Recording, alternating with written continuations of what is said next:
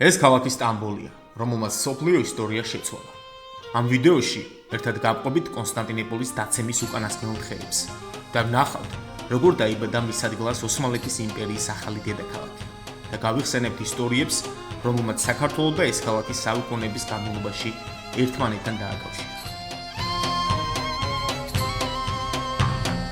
Istanbul was Constantinople, now it's Istanbul, now Constantinople, been a long time gone. Constantinople, now it's Turkish delight on a moonlit night. Every gal in Constantinople lives in Istanbul, now Constantinople. So if you've a date in Constantinople, she'll be waiting in Istanbul. Even old New York was once New Amsterdam. Why they changed it, I can't say. People just liked it better that way. So take me back to Constantinople. No, you can't go back to Constantinople. Been a long time gone. Constantinople, why did Constantinople get the works? That's nobody's business but the Turks.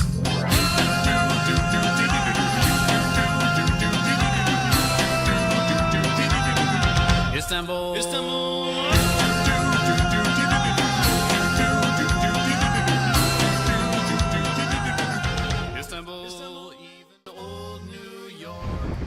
ქალაქი სტამბოლი, ერთდროს კონსტანტინოპოლი. ამ ვიდეოში ამ ქალაქის ისტორიას მოგვითხრობთ. წარმოიდგინეთ ქალაქი, რომელიც 1000 წლის განმავლობაში მსოფლიოს ერთ-ერთი ყველაზე მნიშვნელოვანი ქალაქი იყო. ეს არის ქალაქი კონსტანტინოპოლი, რომელიც ევროპასა და აზიის გასაყარზე, ბოსფორის სრუტესთან მდებარეობს.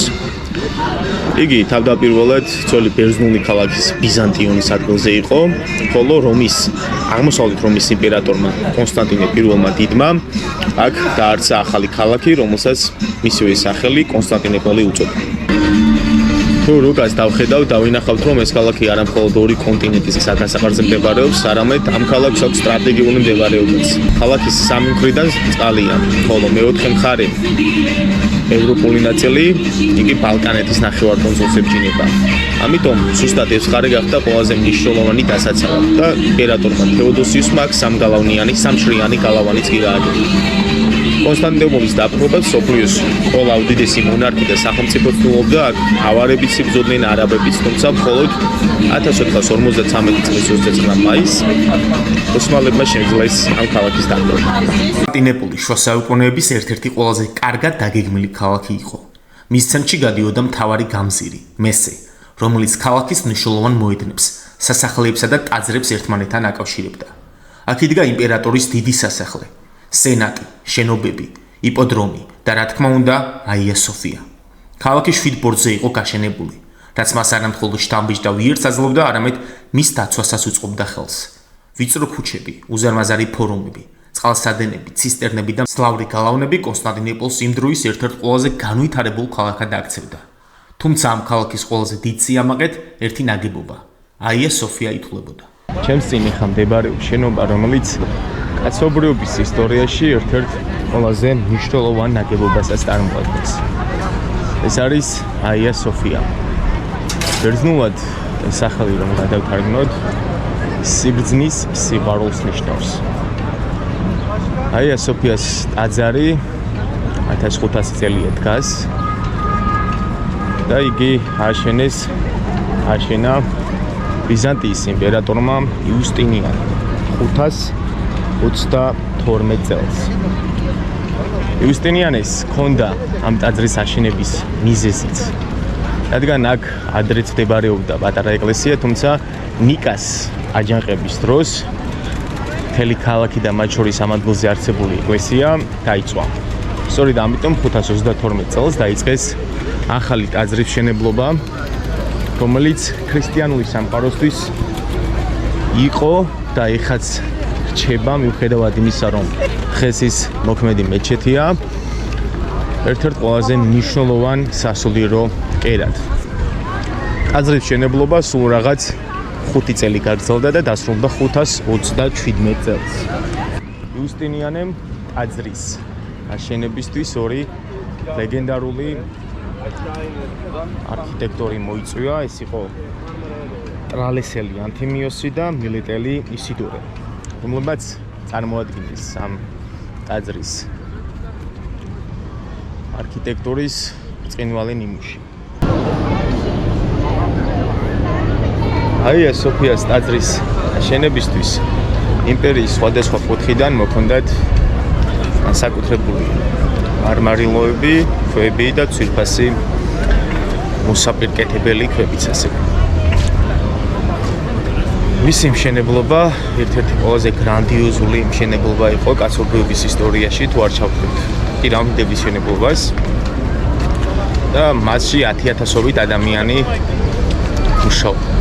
აია სოფიას ყველაზე დიდ შთამბეჭდავობას წარმოადგენს მისი გუმბათი, რომელიც დაახლოებით 56 მეტრის სიმაღლეზეა და 31 მეტრის დიამეტრს მოიცავს და იგი თითქოს ისე არის ცაში დაკიდებული, რომ ლილვებს. და რა თქმა უნდა, ეს ხალხისთვის, რომლებიც კონსტანტინოპოლში მოდიოდნენ გემებით, განსაკუთრებულ სანახაობასაც ქმნიდა. ეს ტაძარი კონსტანტინოპოლის აღების შემდეგ 1453 წლის შემდეგ სულთან მეჰმედ მეორემ მეჩეთად გადააკეთა, შემდეგ ათათურქმა ისევ მუზეუმის სტატუსი დაუბრუნა, ხოლო 2020 წლის დეკემბრის თვეში, თუ სწორად მახსოვს, ერდოღანმა ისევ მეჩეთად გადააკეთა. აია სოფიის კედლები და გუმბათები მხოლოდ ქვისა და აგურის ნაგებობა არ იყო.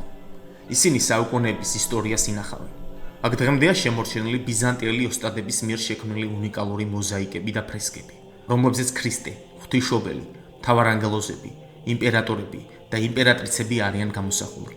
სწორედ ეს გამოსახულებები გვიყვებიან იმ ეპოქაზე, როდესაც კონსტანტინოპოლი მართლმადიდებლური სამყაროს ცენტრი იყო. მიუხედავად იმისა, რომ ქალაქის დაპყრობის შემდეგ ტაძარი მეჩეთად გადაიქცა და ქრისტიანული გამოსახულებების დიდი ნაწილი საუკუნეების განმავლობაში დაიფარა, მათი მნიშვნელოვანი ნაწილი დღეს კვლავ ჩანს და მსოფლიოს ერთ-ერთ უდიდეს კულტურულ საგანძურად ითვლება. აია სოფიის ერთ-ერთ ყველაზე ცნობილ მოზაიკაზე ღვთისმშობლის ორივე მხარეს ორი იმპერატორი დგას. მარცხნივ კონსტანტინე დიდია, რომელსაც ხელში კონსტანტინოპოლის მოდელი უჭირავს, ხოლო მარჯვნივ იუსტინიანე პირველი, რომელიც ღვთისმშობელს აია სოფიას წირავს. ეს მხოლოდ რელიგიური სცენა არ არის. ეს არის ბიზანტიის გზავნილი, რომ ქალაქიც და მისი უდიდესი ტაძარიც ღვთის ფარველობის ქვეშ იმყოფებოდა. თუ არსებობს ადგილი, რომელმაც კონსტანტინოპოლი 1000 წელზე მეტხანს გადაარჩინა, სწორედ ეს ადგილია ის. ეს არის თეოდოსიუსის კედლები. კონსტანტინოპოლის თავდაპირველი კედლები ქალაქის შტასთან ერთად საკმარისი აღარ იყო. ამიტომ მე-5 საუკუნის დასაწყისში იმპერატორმა თეოდოსიუს მეორემ ახალი თავდაცვითი სისტემა აშენა, რომელიც სამშრიანი გალავანი იყო და მისი ხმელეთის მხარეს, კონსტანტინოპოლის ხმელეთის მხარეს, ეს გალავანი თითქმის 5 კილომეტრზეც გრძელდებოდა. ძალიან სქელი და მასში ჩაშენებული იყო მრავალი სათვალთვალო სამეთვალყურეო კოშკი. ეს სისტემა იმდენად ეფექტური იყო, რომ მტერს ერთი კედლის აღებაც კი არ ყოფნიდა და თუ პირველი ზღუდე დაეცემოდა, თავდასხმოს კვლავ გაცილებით ძლიერი კედლები დახვდებოდა.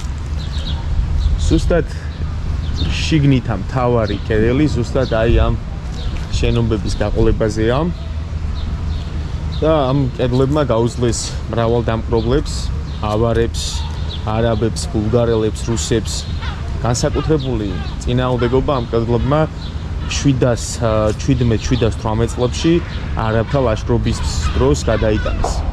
თუმცა ბიზანტიელებს მაინც არ უშველა ამ კედლებმა, როდესაც ახალი იარაღი შემოვიდა, დენთი და ზარბაზანი.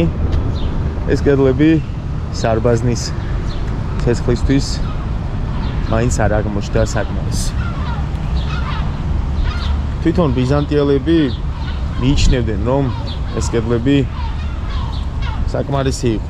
თუმცა არსებობს ერთი გამოთვლასკო, რომ სანამ ეს კედლები იარსებებს, იქამდე ქალაქიც იქნებაო. თუმცა მაინც ყველაფერი განსხვავებულად დასრულდა საბოლოოდ.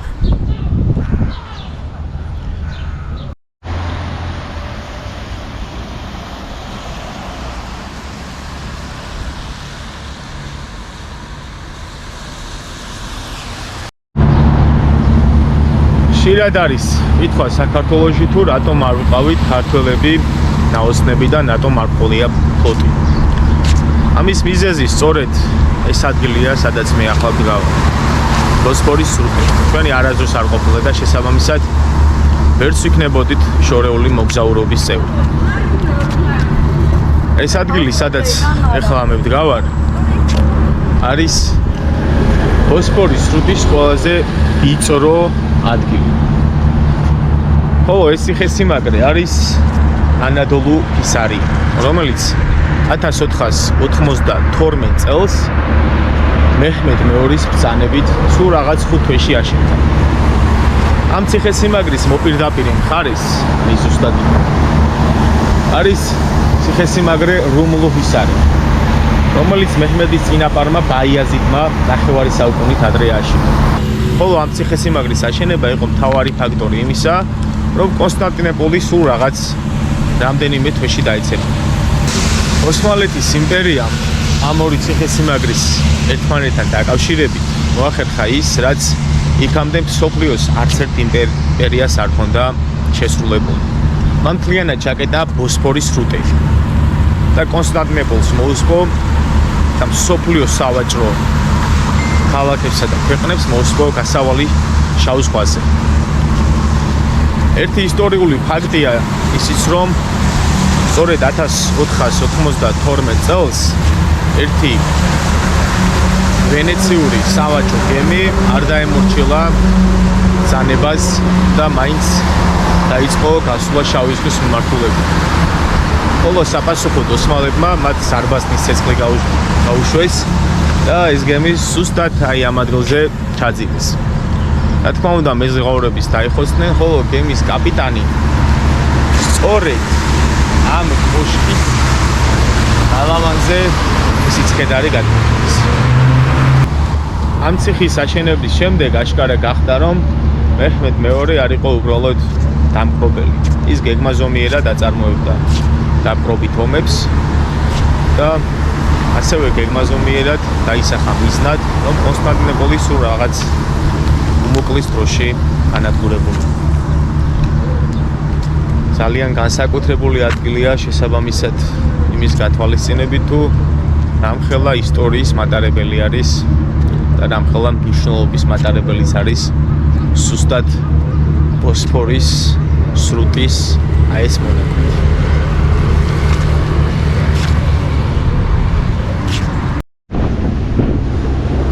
ოქროს და ბუნებრივი ნავსადგურია ბოსფორის სრუტში, რომელიც კონსტანტინოპოლის დასავლეთ მხარეს მდებარეობს. ქალაქი დამცველებმა კარგად იცოდნენ, რომ ეს ადგილი არ იქნებოდა დამაგრებული, ქალაქი აუცილებლად დაეცემა. კონსტანტინოპოლიდან მისი დასავლეთ მხარეს გალატას რაიონისკენ ელიის ოქროს ჯგის სრუტე დიდი ჯაჭვით ხდება გადაკეტილი, რომელსაც იმდროინდელი გემები, გალეონები სამწუხაროდ ვერ არღვევდნენ. მეჰმედ მეორემ ნამდვილად წუთის ადგილი გააკეთა კონსტანტინოპოლი აიღო, მაგრამ იგი ძალიან გავს ჰანიბალ ბარკას, რადგანაც მასაც იშვიათი იდეა მოვიდა თავში. მან გალატას რაიონზე ზოგიერთი ცნობებით 50, ზოგიერთი კი 70 გემი გადაიტანა მორების საშუალებით, რომელიც ხონით დაკუხა, ზუსტად ამ რეგიონიდან გადაიტანა ოქროს ყურის ნაწილისკენ. ხოლო როდესაც კონსტანტინოპოლებმა დაინახეს, თუ ილი ეს გემები, ოსმალური გემები ოქროს ის ყურეში იყვნენ, მათ შოკი მიიღეს და ეს მოვლენა ნამდვილად იყო ერთ-ერთი ყველაზე ამბაღელვებელი და ყველაზე თავზარდაცემი ამბავი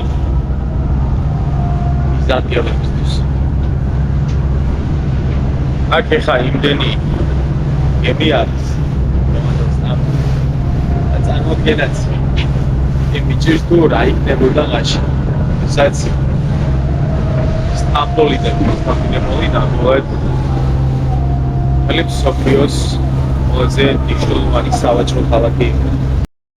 კონსტანტინოპოლის დაპყრობამდე ისტორიის სცენაზე გამოჩნდა უნგრელი ოსტატი და სამხედრო ინჟინერი სახელად ურბანი. წყაროების მიხედვით მან თავდაპირველად თავისი ცოდნა თავად ბიზანტიის იმპერატორს კონსტანტინე მე-11 შესთავაზა, რომელიც ამტკიცებდა, რომ შეეძლო ისეთი უზარმაზარი ზარბაზნის შექმნა, რომელსაც თეოდოსიუსის კედლების დანგრევა შეიძლებოდა. თუმცა ბიზანტია ამ დროს არასახარბიელო ეკონომიკურ მდგომარეობაში იყო. ხოლო საპასუხოდ ორბანმა კონსტანტინოპოლი დატოვა და თავისი იდეა მეჰმედ მეორეს შესთავაზა. სულთანი კი მიხვდა, რომ ეს შანსი ხელიდან არ უნდა გაეშვა და მან ორბანს ყველაფერი მისცა, რაც სჭირდებოდა: ფული, მასალები, მუშები და სრული მხარდაჭერა. რამდენიმე თვეში კი ორბანმა უზარმაზარი ზარბაზანი დაამზადა, რომელიც გადამწყვეტი ფაქტორი აღმოჩნდა კონსტანტინოპოლის ალყის დროს. 1453 წლის 29 მაისს გამთენიისას, ჯერ კიდევ მზის ამოსვლამდე, ოსმალეთის ბანაკში საყვირებისა და დოლების ხმა გაისმა. ეს იყო ნიშანი, რომ კონსტანტინოპოლზე საბოლოო შეტევა იწყებოდა. მეჰმედ მეორემ და ოსმალებმა კონსტანტინოპოლი აიღეს. მან თავის თავს კაიზერ რუმიც უწოდა, რომის კეისრადაც გამოაცხადა საკუთარი თავი და ეს შემთხვევით ნამდვილად არ ყოფილა. მას არ სურდა მხოლოდ დამპყრობლის სახელი ჰქონოდა, იგი საკუთარ თავს რომის იმპერიული ტრადიციის მემკვიდრედ მიიჩნეოდა. სწორედ ამ დღიდან 1453 წლის 29 მაისიდან სრულდება ბიზანტიური ეპოქა და იწყება უკვე ოსმალური ეპოქა. თუ კონსტანტინოპოლის სიმბოლო აია სოფია, სტამბოლის სიმბოლო ნამდვილად არის სულთან აჰმედის ეს ლეგენდარული და ულამაზესი მეჩეთი. ამ მეჩეთის მშენებლობა 1609 წელს დაიწყო სულთნის აჰმედ პირველის ხელმძღვანელობით. მას სურდა ისეთი მეჩეთის აშენება, რომელიც ტოლს არ დაუდებდა და უკეთესი იქნებოდა აია სოფიაზეც. ერთი ლეგენდის მიხედვით მან ყველა ხელოსანს შეკვეთების მიღებაც აუგზავნა, რომ ამ მეჩეთისთვის მოსაპირკეთებელი ქვები გაემზადებოდა. ძალიან მალე დასრულდა ამ მეჩეთის მშენებლობა და ერთ-ერთი გრანდიოზული და მნიშვნელოვანი მეჩეთიც გახდა. მეჩეთს აქვს 6 მინარეთი, რაც იმ დროისთვის ერთ-ერთი ძალიან იშვიათი იყო, რადგან მხოლოდ მექაში არსებულ მეჩეთს აქვს 6 მინარეთი. ხოლო შემდეგ ნებათაღელბაც გამოუწოვია ამ მოვლენას და მექაში დაამატეს მე-7 მეჩეთი, როგორც უპირატესობის ამსახველი. ზუსტად ასეთ ნაგებობაში ყველაზე კარგად ჩანს თუ რა გაიარა ოსმალეთის იმპერიამ პატარა ბელიქიდან, პატარა სახელმწიფოდან უზარმაზარ იმპერიამ. ამ მეჩეთის აშენება კი ერთ-ერთი ყველაზე მნიშვნელოვანი დეტალიც იყო. მის ირგვლივ მის ცენტრში მდებარეობს პატარა შადრევანი, სადაც მუსლიმანები ლოცვის წინ უნდა განიბანონ, ხოლო მეჩეთის გარშემო მდებარეობდა მედრესები, სკოლები, საავადმყოფოები და ასე შემდეგ სხვადასხვა დაწესებულებები. შიგნით რო შევალ, ეხლა ფეხზე გამახტევინებენ. მე კი არა დავით აღმაშენებელი ხდი და შიგნითაც დავათვალიეროთ როგორია. ეს გადმოცემით ვიცი და რომ ლურჯ მეჩეთს ეძახიან ამ ადგილს. ძალიან ლამაზი არქიტექტურა აქვს. დაახლოებით გავს ესპანეთში, სევილიაში და გრანადაში არსებულ მეჩეთებს. დაახლოებით გავსი არქიტექტურა არის გამოყენებული. არქი შიგნით შევიდეთ.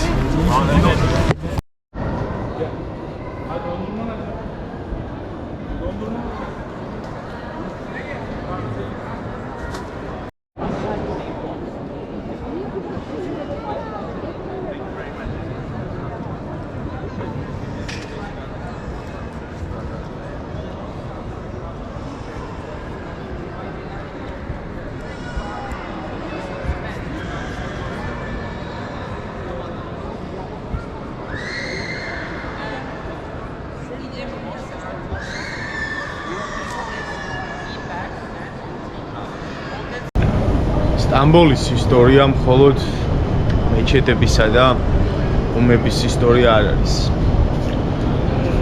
ეხა სადაც არის ადგილი ნურ ოსმანიეს მეჩეთია გრანდ ბაზარის სიახლოვეს, რომელიც ქართველებისთვის ერთ-ერთი ყველაზე ტრაგიკული ადგილიც არის. რადგანაც აქ საუკუნეების განმავლობაში იყო მონათა ბაზარი. ყველა იმ მარბიელი ლაშქრობის შემდეგ, რომელიც საქართველოში ოსმალების მითხრებოდა, ათასობით ტყვე მიყავდათ ზუსტად ამ ადგილას სტამბოლში. ეს ძალიან ცუდი მოვლენა იყო, რადგანაც ზოგიერთი ისტორიკოსის თქმით 10,000-ობით და 100,000-ობით ადამიანის გაიყიდა ზუსტად ამ ადგილზე. ქართველი ქალები თავიანთი სილამაზის გამო ძალიან ძვირად ფასობდნენ და ასევე კაცებიც, ბიჭებიც გენეტიკურად რომ ძლიერი და მებრძოლი ხალხი ვართ, ისინიც ძალიან ძვირად ფასობდნენ და იყიდებოდნენ სხვადასხვა ტერიტორიებში, სხვადასხვა ქვეყნებში.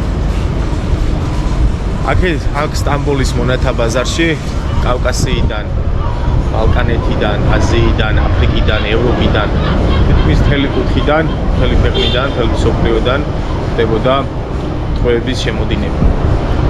სამწუხაროდ მათი უმრავლესობა სამშობლოს ვეღარასდროს ვერ დაუბრუნდა.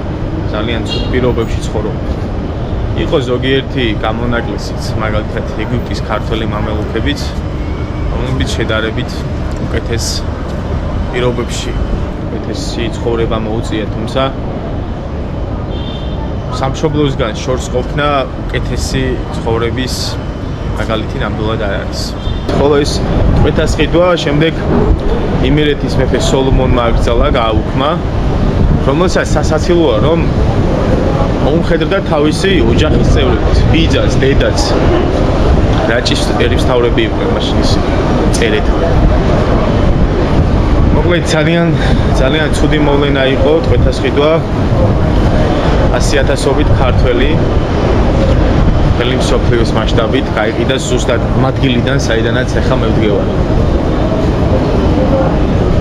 ძალიან ცუდი აურა აქვს ამ ადგილს ჩემთვის.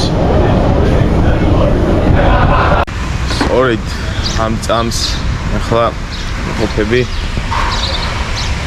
იეტიკულეს ციხესიმაგრისთან, რომელიც რა თქმა უნდა ოსმალეთის იმპერიისთვის მნიშვნელოვან დეტალს და ამბავს მოიცავს, მაგრამ ქართველობისთვის იგი ერთი ადამიანის ტრაგედიით არის ცნობილი. და ეს ადამიანი იყო ქართლის ლეგენდარული მეფე სიმონ პირველი. თუ ქართველებისთვის და საქართველოსთვის მე-12 საუკუნე ოქროს ხანა არის, მე-16 საუკუნე ნამდვილად არის დიდი ტრაგედიების ეპოქა. თუმცა აქაც ორი დიდი გამონათება გვაქვს: ქართლის მეფეები, მამაშვილი ლუარცა პირველი და სიმონ პირველი.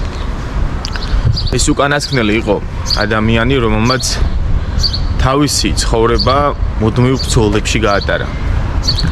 იგი შეურიგებლად ებრძოდა სეფიანთა ირანსაც და ასევე ოსმალეთის იმპერიასაც.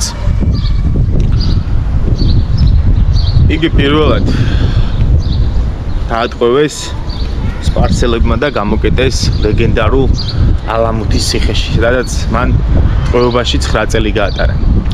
შემდეგ ოსმალებმა სპარსელებმა გამოუშვეს იმის გამო, რომ ბრძოლა გაეგრძელებინა ოსმალეთის წინააღმდეგ და 1599-ან 1600 წელს, როდესაც საქართველოში ჯაფარ ფაშას სარდლობით ოსმალთა ჯარი შემოიჭრა, ქართველები მას სოფელ ნახიდურთან დახვდნენ, გაიმართა ნახიდურის ბრძოლა და სიმონ პირველი ამ ბრძოლაში ჩავარდა ტყვედ. სიმონ პირველი არ ყოფილა ის მეფე, რომელიც ბრძანებებს გასცემდა სასახლიდან. იგი ნამდვილად ლეგენდარული მებრძოლი იყო და იბრძოდა საქართველოს თავისუფლებისთვის, როგორც ირანის, ასევე ოსმალეთის წინააღმდეგ. ოსმალებმა მას ზედმეტ სახელით თავისი სიშმაგისა და სიგიჟის გამო შეარქვეს დელი, რომელიც ოსმალურად ბრძოლაში გიშს ნიშნავს. ნახიდურთან ბრძოლაში სიმონ პირველი ტყვე ჩავარდა და ოსმალებმა კარგად იცოდნენ, რომ ეს უბრალო მებრძოლი არ იყო, არც უბრალო გენერალი, არც უბრალო მეფე, ის იყო ლეგენდარული თავზე ხელაღებული მეფე.